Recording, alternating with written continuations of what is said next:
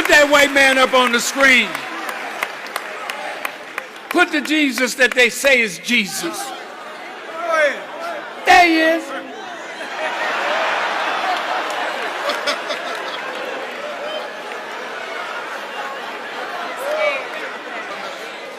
That's the symbol of white supremacy in the role of divinity.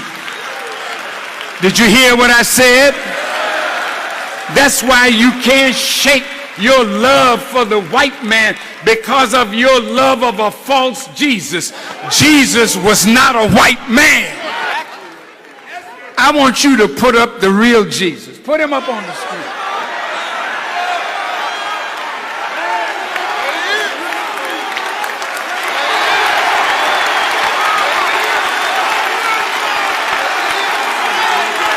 Allahu Akbar. This is Sheikh Mohammed al-Yaqubi, the 34th grandson of Muhammad, the Prophet of Islam. This guy's so white, he tried to buy Go-Gurts at Whole Foods.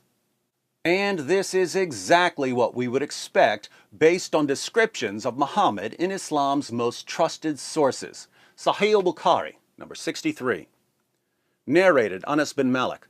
While we were sitting with the Prophet in the mosque, a man came riding on a camel.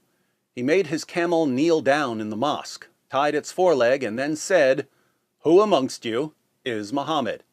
At that time, the Prophet was sitting amongst us, leaning on his arm. We replied, "This white man."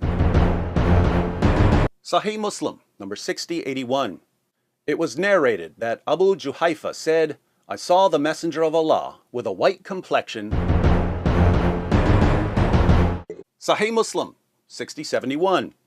It was narrated from Al-Jurairi from Abu at-Tufail. I said to him, "Did you see the Messenger of Allah?" He said, "Yes, he was white."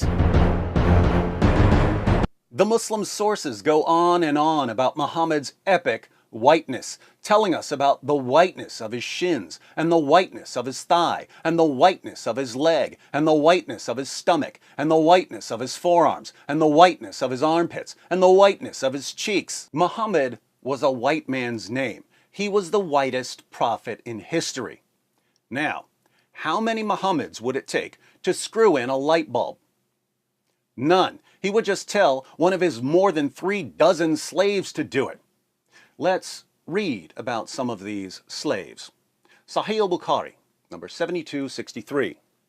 Narrated Umar, I went to the house of the Prophet, and behold, Allah's messenger was staying in a mashraba, and a black slave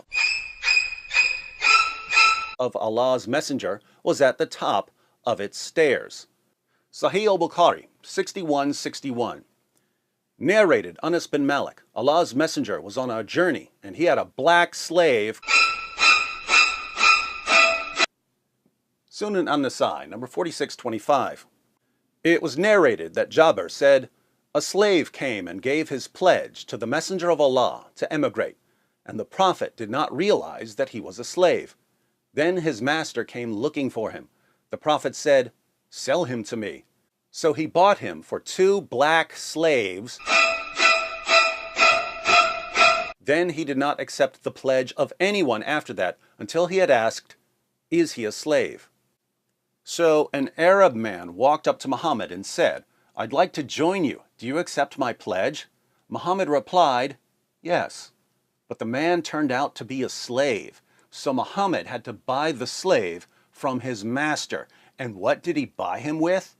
He bought him with 2 of his numerous black slaves.